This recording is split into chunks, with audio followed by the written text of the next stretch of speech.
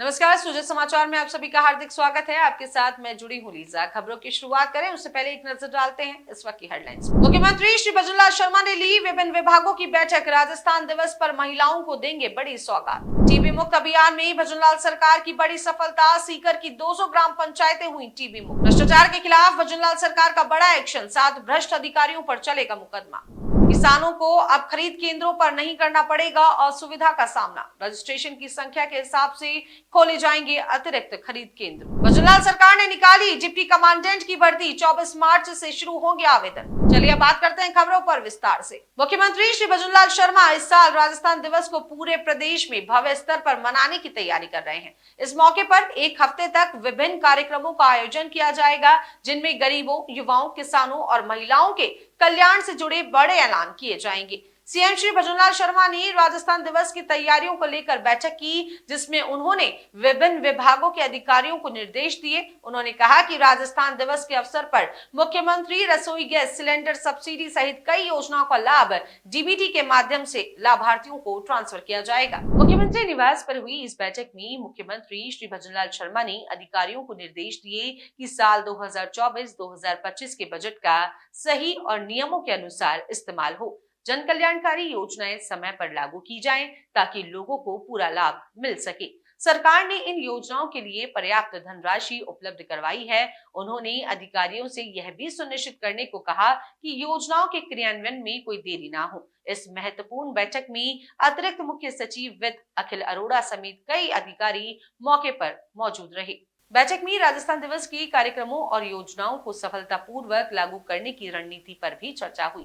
मुख्यमंत्री श्री भजनलाल शर्मा द्वारा प्रदेश को टीबी मुक्त बनाने का संकल्प लिया गया है। भजनलाल सरकार द्वारा चलाए जा रहे टीबी मुक्त पंचायत अभियान को बड़ी सफलता मिली है। चिकित्सा विभाग की ओर से चलाए जा रहे इस अभियान के तहत टीबी रोगियों को गुणवत्तापूर्ण उपचार दिया जा रहा है। इस वजह से सीकर जिले की 200 ग्राम पंचायतें टीबी मुक्त हो चुकी हैं।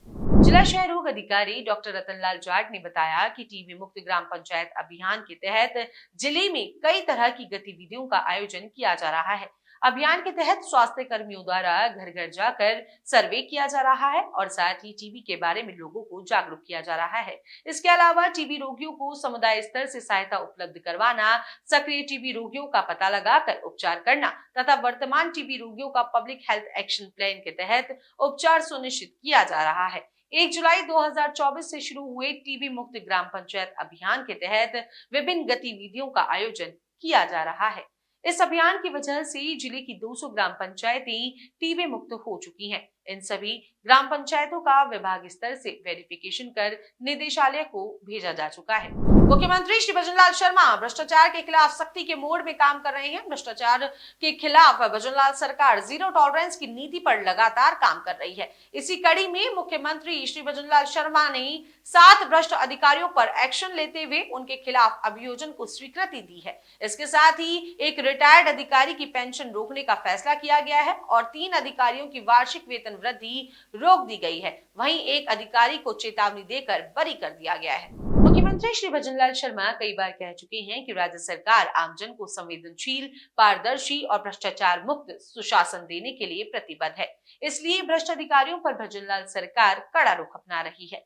भ्रष्ट अधिकारियों के खिलाफ अभियोजन स्वीकृति का मुद्दा पहले भी कई बार विधानसभा में उठ चुका है। ऐसे में भजनलाल सरकार का भ्रष्टाचार पर यह एक्शन दिखाता है कि सरकार केवल वादे नहीं करती, बल्कि आमजन के हित में लगातार ठोस कदम उठा रही है।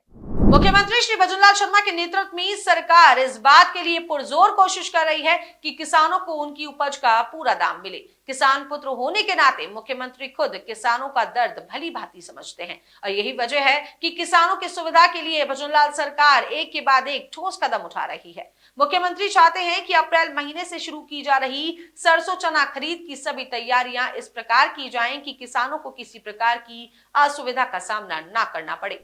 भजनलाल सरकार में सहकारिता मंत्री ने सहकार भवन में वीसी के माध्यम से सरसों चना खरीद की पूर्व तैयारियों की समीक्षा की। भजनलाल सरकार चाहती है कि किसानों को कोई समस्या ना हो, इसलिए प्रभारी अधिकारी पूरे समय खरीद केंद्र पर मौजूद रहेंगे और पूरी तरह जिम्मेदारी संभालेंगे। इसके लिए एक अधिकारी को एक से अधिक खरीद केंद्र का चार्ज नहीं दिया जाएगा। इसके साथ ही उप रजिस्ट्रार को निर्देश दिए गए कि वे खरीद केंद्रों का जायजा लेकर वहां टेंट, छाया, पानी आदि को समुचित व्यवस्थाएं सुनिश्चित करें। इसके साथ ही उप रजिस्ट्रार को निर्देश दिए गए हैं कि वह खरीद केंद्रों का जायजा लेकर वहां टेंट, छाया, पानी आदि की समुचित व्यवस्थाएं सुनिश्चित करें ताकि किसानों को कोई परेशानी नहीं हो। साथ ही इस संबंध में व्यापक प्रचार प्रसार किया जाए कि खरीद केंद्रों पर किसानों को उपज बेचान में किसी प्रकार की असुविधा नहीं हो और एमएसपी का पूरा लाभ मिल सके।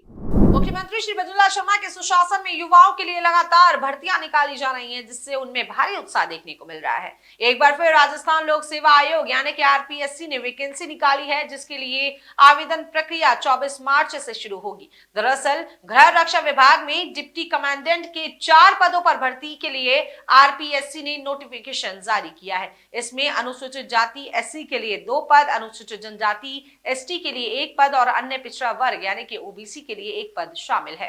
इस भर्ती के लिए आवेदक की उम्र 20 से 40 वर्ष के बीच होनी चाहिए। केवल भारतीय सेना के पूर्व कैप्टन ही इस पद के लिए आवेदन कर सकते हैं। आवेदन की अंतिम तिथि तक आवेदक को इंडियन आर्मी से सेवानिवृत्त या सेवा से त्याग पत्र दिया होना आवश्यक है।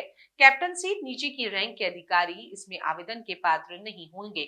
इस भर्ती के लिए उम्मीदवारों का चयन लिखित परीक्षा और इंटरव्यू के आधार पर किया जाएगा। उत्तर पुस्तिकाओं के मूल्यांकन में आवश्यक पड़ने पर स्केलिंग, मॉडरेशन या सामान्यीकरण की प्रक्रिया अपनाई जा सकती है। चयनित अभ्यर्थियों की मेरिट लिस्ट परीक्षा और इंटरव्यू में प्राप्त अंकों के आधार पर तैयार की जाएगी। चयनित उम्मीदवारों को वेतन मैट्रिक्स लेवल 14 के अनुसार ग्रेड पे 5400 रुपए दिया जाएगा।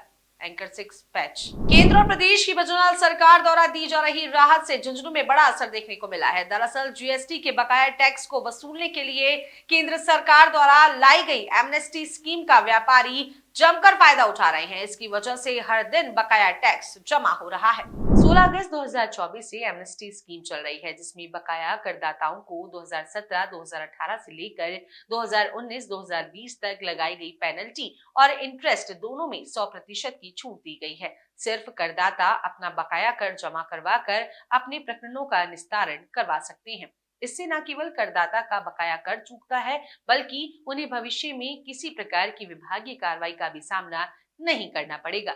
ऐसे में कई व्यापारी अपने अपने बकाया टैक्स को जमा करवा कर शास्ति और ब्याज में 100% की छूट प्राप्त कर रहे हैं। मुख्यमंत्री श्री भजनलाल शर्मा के निर्देश पर सरकार की योजनाओं को जन जन तक पहुंचाने के लिए पूरे प्रदेश में अधिकारी जमकर मेहनत कर रहे हैं। कोटा के कलेक्टर डॉक्टर रविंद्र गोस्वामी ने भी सरकार की योजनाओं को लोगों तक पहुंचाने के लिए ताथेड़ में जाकर रात्रि चौपाल और जन सुनवाई का आयोजन किया। इस चौपाल में सबसे ज्यादा सवाल नरेगा कार्यों में एनओसी की जटिल प्रक्रिया, पालनहार योजना के सत्यापन में देरी और अतिक्रमण की बढ़ती समस्या को लेकर उठे। कलेक्टर ने तुरंत केडीए सचिव से चर्चा कर एनओसी प्रक्रिया को सरल बनाने का निर्देश दिया, ताकि ग्रामीणों को आसानी से मंजूरी मिल सके। पालनहार योजना में देरी पर उन्होंने शिक्षा विभाग को सख्त आदेश दिए कि यह कार्य प्राथमिकता पर पूरा किया जाए। इसके अलावा गर्मी के मौसम को ध्यान में रखते हुए पानी, बिजली और चिकित्सा सेवाओं की निर्बाध आपूर्ति सुनिश्चित करने के लिए कार्य योजना बनाने को कहा गया। रात्रि चौपाल में कई विभागों के अधिकारी मौके पर मौजूद रहे, जिन्होंने ग्रामीणों को सरकार की योजनाओं की जानकारी दी और आश्वासन दिया कि उनकी समस्याओं का समाधान जल्द से जल्द किया जाएगा। राजस्थान की भजनलाल सरकार ने खनन माफियाओं पर लगाम लगाने के लिए कमर कस ली है। अब प्रदेश की 16,000 खानों को ड्रोन एरियल सर्वे कराना अनिवार्य होगा। खान विभाग ने घोषणा की है कि 1 अप्रैल 2025 से सभी खान लीज धारकों को अपने खनन क्षेत्र और आसपास के 100 मीटर दायरे का ड्रोन सर्वे करवाना होगा। अगर जून 2026 तक रिपोर्ट जमा नहीं की गई तो लीज रद्द कर दी जाएगी। सरकार का ये फैसला अवैध खनन पर बड़ी चोट करने वाला है। ड्रोन सर्वे से वॉल्यूमेट्रिक आकलन किया जाएगा, जिससे ये स्पष्ट होगा कि कितना खनन वैध है और कितना खनन अवैध। अगर ड्रोन सर्वे और पहले दी गई रिपोर्ट में अंतर पाया गया तो खान लीज धारकों पर भारी पेनल्टी लगेगी। खान क्षेत्र के अंदर अवैध खनन पर 15 गुना और बाहर अवैध खनन पाए जाने पर 25 गुना पेनल्टी वसूली की जाएगी। इसमें सरकार की मंशा साफ है कि प्रदेश में अवैध खनन को पूरी तरह से रोका जाए और खान क्षेत्र को पारदर्शी बनाया जाए। वॉल्यूमेट्रिक असेसमेंट और ड्रोन सर्वे में आने वाले समय में माइनिंग सेक्टर को जबरदस्त लाभ मिलने वाला है। माइनिंग सेक्टर से वॉल्यूमेट्रिक आकलन और खनिज प्रबंधन में ड्रोन तकनीकों के उपयोग पर बुधवार को राजस्थान इंटरनेशनल सेंटर में राज्य सरकार, तकनीकी विशेषज्ञों और माइनिंग लीज धारकों के प्रतिनिधियों के बीच सीधा संवाद कायम किया गया। इस दौरान प्रमुख शासन सचिव माइंस श्री टी रविकांत ने कहा कि तकनीक और नई व्यवस्थाओं को आत्मसात करने में शुरुआत में कुछ दिक्कतें जरूर आती हैं, लेकिन बाद में इसका फायदा मिलता है। वॉल्यूमेट्रिक असेसमेंट और खनिज प्रबंधन में ड्रोन तकनीक का उपयोग सरकार और लीज धारकों दोनों के लिए लाभकारी होने के साथ ही काम को आसान करने का माध्यम है। इससे अवैध खनन पर लगाम लगाने के साथ ही प्रदेश को ज्यादा राजस्व मिलेगा। मुख्यमंत्री श्री भजनलाल शर्मा प्रदेश के किसानों के हित में लगातार बड़े फैसले ले रही है और इसी कड़ी में ताकली बांध परियोजना के तहत किसानों को आगामी रबी फसल के लिए पानी देने की योजना बनाई गई है। भजनलाल सरकार ने विधानसभा में बताया कि इस परियोजना का निर्माण कार्य पूरा हो चुका है और 90% पाइप युक्त वितरण प्रणाली भी तैयार हो चुकी है। भजनलाल सरकार ने नहरों से सिंचाई की पारंपरिक प्रणाली के बजाय दबाव आधारित पाइप नेटवर्क से सिंचाई सुविधा देने का निर्णय लिया, जिससे किसानों को अधिक कुशल और सुविधाजनक तरीके से पानी मिल सके। इस परियोजना के तहत सिंचाई क्षेत्र को 4,432 हेक्टेयर से बढ़ाकर 7,800 हेक्टेयर किया गया है और इससे 33 गांवों के किसान लाभान्वित होंगे।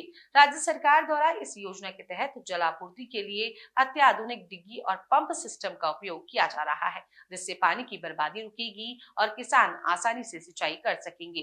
ताकली बांध परियोजना की स्वीकृति 2006 में दी गई थी, लेकिन पिछली सरकारों की लापरवाही के कारण इसे समय पर पूरा नहीं किया गया।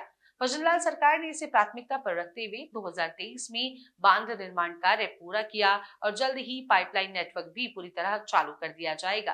ताकली बांध से न केवल किसानों को पर्याप्त पानी मिलेगा, बल्कि राजस्थान में सिंचाई व्यवस्था में नई क्रांति आएगी। किसानों को पारंपरिक नहरों से पानी की उपलब्धता की समस्या नहीं झेलनी पड़ेगी, बल्कि अत्याधुनिक पद्धति से फ्लो सिंचाई प्रणाली से सिंचाई कर सकेंगे। राइजिंग राजस्थान समिट में हुए एमओयू को अब जमीन पर उतारने के लिए मुख्यमंत्री श्री भजनलाल शर्मा पूरे एक्टिव मोड में आ गए हैं। दरअसल 9 से 11 दिसंबर 2024 को राइजिंग राजस्थान का आयोजन हुआ था, जिसमें 35 लाख करोड़ रुपए के निवेश समझौते यानी कि एमओयू किए गए। इस समिट में 32 से अधिक देशों के प्रतिनिधि शामिल हुए, जिनमें जापान, सिंगापुर, दक्षिण कोरिया, ब्राजील और स्विट्जरलैंड जैसे प्रमुख देश शामिल थे। अब इन समझौतों को धरातल पर उतारने के लिए प्रत्यक्ष भूखंड आवंटन योजना लाई गई है, जिसके तहत 98 औद्योगिक क्षेत्रों में 6,936 भूखंड उपलब्ध कराए जाएंगे। अगर आप भी निवेशक हैं और राइजिंग राजस्थान में सरकार के साथ एमओयू साइन किया है, तो आप इस योजना के तहत आरक्षित दर पर औद्योगिक भूखंड के लिए आवेदन कर सकते हैं। आवेदन की प्रक्रिया रीको की आधिकारिक वेबसाइट पर उपलब्ध है और अंतिम तिथि 28 मार्च 2025 है। भूखंडों का आवंटन 3 अप्रैल 2025 को ई लॉटरी सिस्टम से किया जाएगा। 50,000 वर्ग मीटर तक के भूखंड एक ही आवेदक होने पर सीधे आवंटित होंगे और यदि एक से अधिक आवेदक होंगे तो ई लॉटरी होगी। 50,000 वर्ग मीटर से अधिक भूमि या विशेष औद्योगिक क्षेत्रों में आवंटन योग्यता और आवश्यकता के आधार पर होगा। भजनलाल सरकार की इस योजना का उद्देश्य निवेश को बढ़ावा देना और राजस्थान को देश का प्रमुख औद्योगिक केंद्र बनाना है। इस नीति के तहत 11 दिसंबर 2025 तक सभी एमओयू को लागू करने की समीक्षा की जाएगी और सरकार जनता को इसकी पूरी जानकारी देगी। सुजा समाचार में आज के लिए इतना ही। कल फिर मिलेंगे नई खबरों और जानकारियों के साथ। ऐसी और खबरें देखने के लिए हमारे चैनल को लाइक करें, सब्सक्राइब करें और शेयर करना बिल्कुल ना भूलें। नमस्कार।